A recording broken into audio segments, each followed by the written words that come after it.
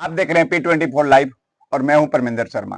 हम अभी उपस्थित है पितमास में। जैसा कि मैं बता दूं कि 16 तारीख को आपने देखा, सोशल मीडिया से लेके इलेक्ट्रॉनिक्स मीडिया तक और प्रिंट मीडिया तक आपने देखा कि एक लड़का का इनकाउंटर कर दिया गया। इधर पटना जिला में पिपलामा में सम्राट चौधरी का आगमन हुआ और भोजपुर में एक लड़के का इनकाउंटर कर दिया गया। उसको लेकर हम पहुंचे हैं। पितमास गांव के सेवानिवृत्त शिक्षक हैं विजय नारायण शर्मा। उन्हीं से हम इस पर बातचीत करेंगे कि आखिर ये इनकाउंटर सही है या गलत है। क्या सर, जो भोजपुर में इनकाउंटर हुआ है, जो लड़का समाज के लिए न्याय की मांग कर रहा था, उस लड़का को इनकाउंटर कर दिया गया है, इस पे क्या कहिएगा? आप तमाम दर्शक वृंद को चैनल के माध्यम से मेरा प्रणाम। मैं आप तमाम लोगों को सत सत नमन करता हूं और जो समाज के सामने परिस्थिति पैदा हो रही है उस ओर आप तमाम लोगों को आकृष्ट करते हुए निवेदन पूर्वक कहना चाहता हूं। कुछ हो रहा है, सुना है कि कोई आज भगत सिंह की प्रेरणा से प्रभावित हो रहा है। भगत सिंह एक हथियारबंद क्रांतिकारी नहीं थे। भगत सिंह एक संपूर्ण विचारधारा थे। भगत सिंह के आधा अंश को पकड़ करके समाज में आगे बढ़ने की आवश्यकता नहीं है। हम मुगल साम्राज्य के खिलाफ, हम ब्रिटिश साम्राज्य के खिलाफ लड़ाई नहीं लड़ रहे हैं। हम अपने देश में प्रजातांत्रिक शासन व्यवस्था के खिलाफ लड़ रहे हैं और हम देख रहे हैं कि जो वर्षों से परंपरा कायम है, कमोबेश उसमें उस परंपरा में ह्रास या उसका नाश नहीं हो रहा है, वही परंपरा कायम रह रहा है। चाहे सत्ता में श्री कृष्ण बाबू रहे, सत्ता में दूसरे लोग जैसे कि आवे, श्री कृष्ण बाबू से लेकर के आज तक कई मुख्यमंत्री बिहार के हुए, कोई भी गोली और हथियार के बदौलत यहाँ का मुख्यमंत्री नहीं हुआ। बाबा भीमराव अंबेडकर ने जो हमें संवैधानिक अधिकार दिया है जी, उसी अधिकार के रास्ते पर चल करके हम मुख्यमंत्री का बदलाव कर रहे हैं, राजनीतिक दलों को अवसर दे रहे हैं, राजनीतिक दल अपना जैसे कि मुख्यमंत्री चुन करके और राज्य के सत्ता पर हावी हो रहे हैं। लेकिन समस्याएं बढ़ रही हैं। जितना समाधान होना चाहिए था उतना समाधान वास्तव में हो नहीं रहा है। हमारी एक बेटी के समान पत्रकार अंजना ओम कश्यप थोड़ा गर्म हो जाती है, बेटी नहीं उसको बहन ही कहूं तो ज्यादा अच्छा रहे। जी जी। अंजना ओम कश्यप बिहार की समस्या पर पिछले दिनों रिपोर्टिंग कर रही थी और यहाँ पटना में निजी कोचिंग संस्थान के विवाद में अपना वह वक्तव्य दे रही थी, एंकरिंग कर रही थी। कह रही थी कि बिहार के 2 कोचिंग संस्थान के संस्थापक कहते हैं कि 12,000 और 10,000, 22,000 हमारे संस्थान से उत्तीर्ण हुए। वास्तविकता है कि 19,838 युवा ही सिपाही में भर्ती हुए, तो 22,000 इन लोगों ने कहां से पास करा दिया। बहन अंजना, मैं निवेदन पूर्वक कहना चाहता हूं कि तुम थोड़ा और गौर करो। बिहार में 17 लाख लोगों ने सिपाही भर्ती के लिए आवेदन मार्च 25 में किया था जी। 13,30,000 लोग परीक्षा में सम्मिलित हुए थे जी। 99,690 लड़के लिखित परीक्षा में उत्तीर्ण हुए थे, जिनमें से शारीरिक दक्षता परीक्षा के बाद 19,838 लोग सिपाही में भर्ती हुए। जी। तो सवाल है आंकड़ों का जाल और दो कोचिंग संस्थान के बीच विवाद का जैसे कि जंजाल पकड़ करके ऐसे तेज तरार पत्रकार, ऐसे तेज एंकर को नहीं उलझना चाहिए।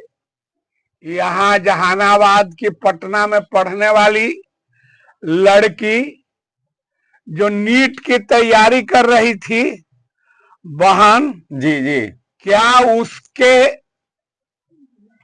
ऊपर जुर्म करने वाले रेपिस्टों के ऊपर से भी पर्दा हटाओगी? बिल्कुल। क्या उसके हत्या के पीछे जो उलझी हुई गुत्थी है उसको भी सुलझाओगे? बहना, अगर जहानाबाद कि उस बच्ची के ऊपर किए गए जुर्म पर से पर्दा हटवा देती हो तो मैं तुझे 1 नंबर पत्रकार और 1 नंबर एंकर अपनी प्रिय बहन समझूंगी। लेकिन इस विवाद में, इस उलझाव में न पड़ के अन्यत्र अपने समय को लगाना।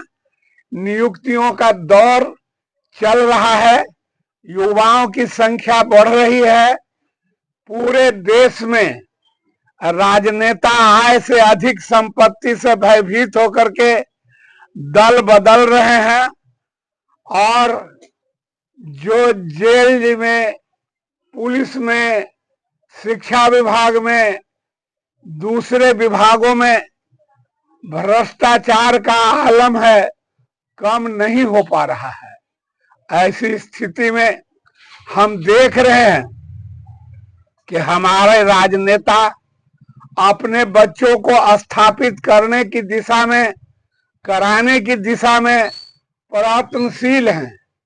आज जगन्नाथ मिश्र जी संतुष्ट होंगे स्वर्ग में भी, क्योंकि उनका पुत्र नीतीश मिश्रा स्थापित हो गया है। हुआ। आज जगदीश चौधरी स्वर्ग में भी सांस राहत के ले रहे होंगे, उनका बेटा विजय चौधरी स्थापित हैं। आज रामविलास जी की आत्मा संपूर्ण गदगद होगी, उनका बेटा आज स्थापित हो गया है। आज जीतन राम मांझी अपने बेटे को स्थापित कर चुके हैं। आज नीतीश जी भी निशांत भाई को स्थापित करके निश्चिंत बिहार की राजनीति से दिल्ली की ओर विदा हो चुके हैं। अगर कहीं थोड़ी व्यग्रता है तो उपेंद्र कुशवाहा जी को है, जिनका दीपक प्रकाश अभी स्थापित होने में कभी आगे और कभी पीछे हो जा रहा है।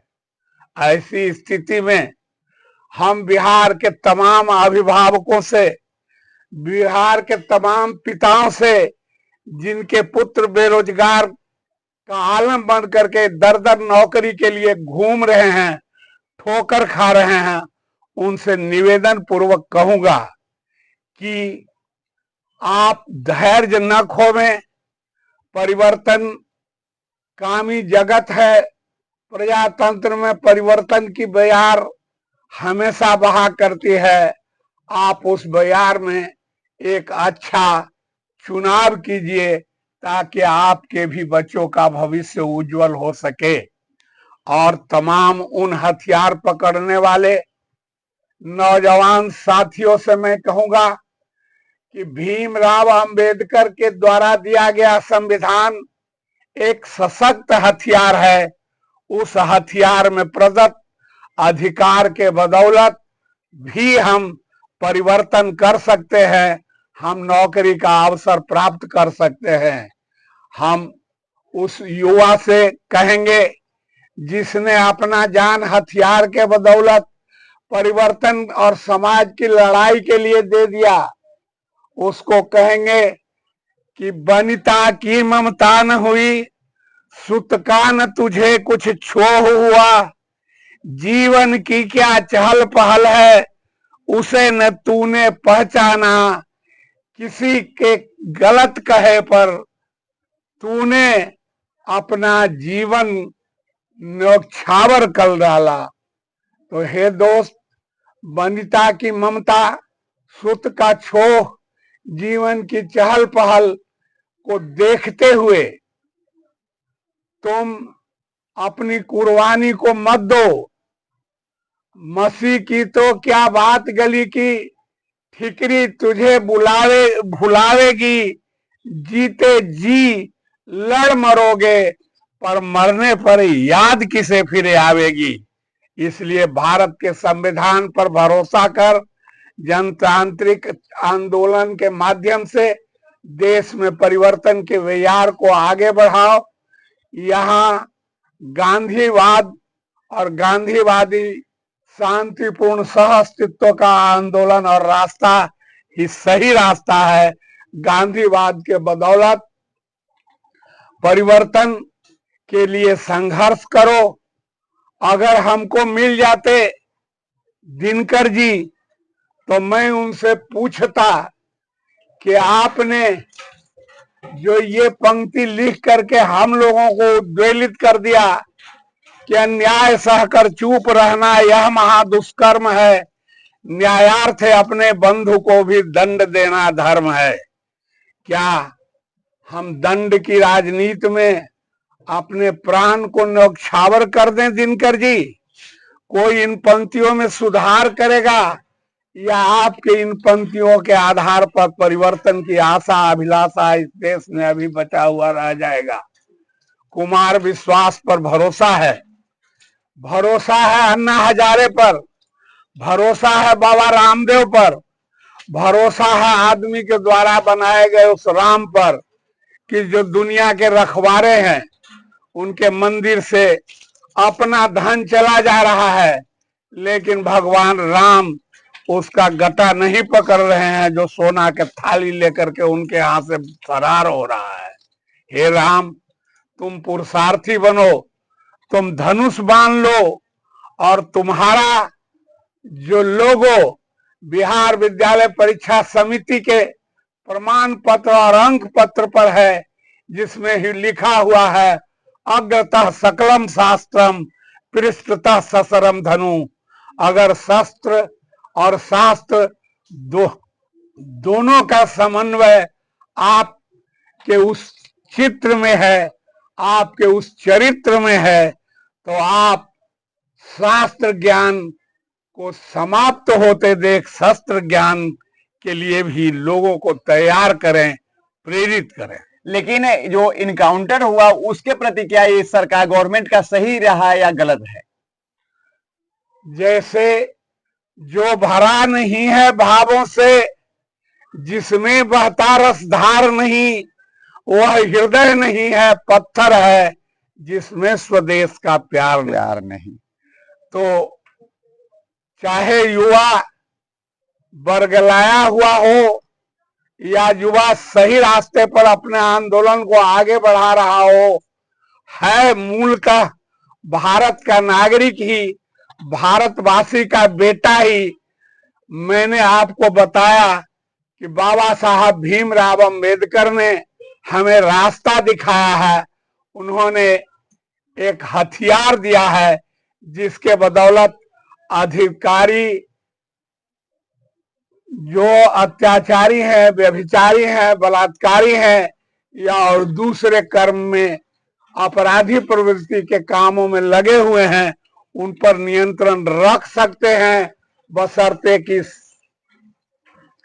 इच्छा शक्ति त्वरित कार्रवाई करने की हो। वैधानिक प्रक्रियाएं अगर शीघ्र उनको दंडित कर सकती तो जन असंतोष इतना आगे बढ़ करके नहीं आता। जब इस देश में इंजीनियर के घर में, ग्रामीण कार्य विभाग के इंजीनियर के घर में ट्रक भर नोट जमा हो जाता है, प्रशासन को पता नहीं चलता है। जब हाईकोर्ट के जज के घर में 5-5 फुट नोट जला दिए जाते हैं, प्रशासन को पता नहीं चलता है, तो एक अपराधी प्रकृति के बालक जो हथियार के बदौलत आगे बढ़ रहा है, उसकी दशा दिशा को कैसे देखेंगे, संभालेंगे? यह तो मैंने कहा है पूर्व में भी कि सिस्टम का दोष है। सिस्टम अगर चाहे तो समय रहते वैसे युवाओं को भी सही रास्ते पर ला सकता है।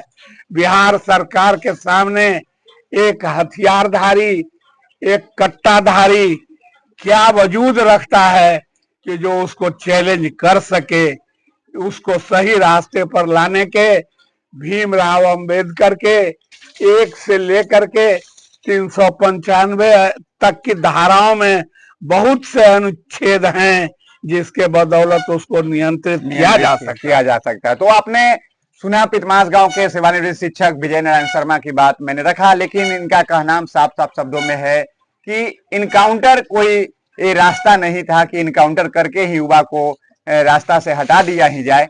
अगर उसे सुधारना है तो बाबा भीमराव अंबेडकर का जो लिखा हुआ है उसके हिसाब से, संविधान के हिसाब से उसको और भी अनुच्छेद है, कई एक अनुच्छेद के तहत उसे सुधारा जा सकता था। लेकिन इनकाउंटर जिसपे विजय नारायण बाबू ने अपना राय दिया, लेकिन जनता भी अब अपना राय अवश्य करेंगे कि जो इनकाउंटर हुआ है बिहार में, वो इनकाउंटर पर कितना सही है। आप अपना राय अवश्य छोड़ेंगे। लाइक से करना भूलें। जय हिंद, जय बिहार।